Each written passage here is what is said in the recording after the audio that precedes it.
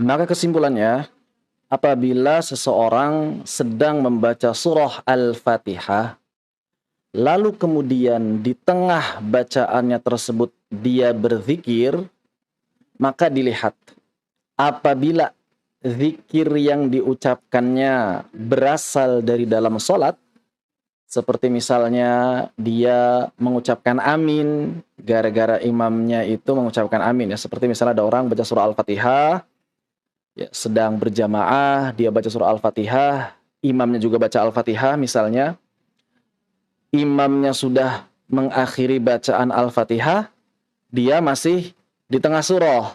Misalnya sampai pada ayat ihdinas siratal mustaqim. Imamnya amin. Maka boleh bagi dia mengucapkan amin. Bahkan dianjurkan, disunahkan untuk mengucapkan amin bersama imam.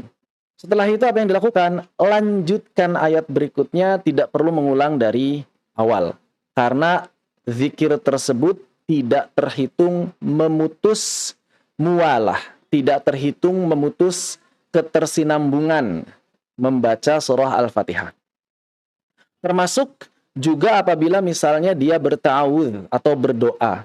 Imamnya membaca ayat-ayat azab, dia kemudian berdoa. Ya, disebabkan bacaan imamnya tadi. Imamnya membaca ayat-ayat rahmat, kemudian dia berdoa, memohon pada Allah Subhanahu wa taala agar diberikan rahmat, agar dimasukkan ke dalam surga dan lain sebagainya.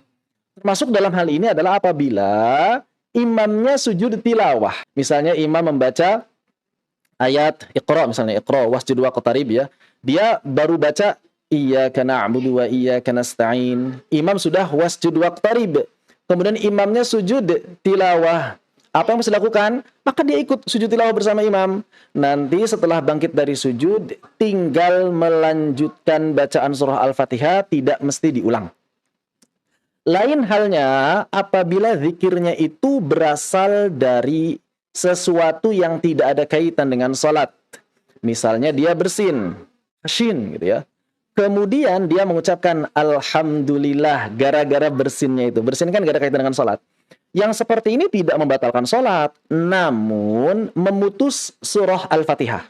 Artinya, surah Al-Fatihahnya dinilai terputus ketersinambungannya dan dia mesti memulai dari awal Bismillahirrahmanirrahim. Jadi harus diulang baca Al-Fatihahnya. Kenapa? Karena zikir yang tadi diucapkannya itu berasal dari sesuatu yang di luar sholat, bukan berasal dari dalam sholat. Walaupun tidak membatalkan sholat, namun dia mesti mengulang Al-Fatihah dari awal. Walaupun ada sebagian ulama yang mengatakan kalau dia lupa, ia tidak terputus mualahnya. Wallahu a'lam bissawab.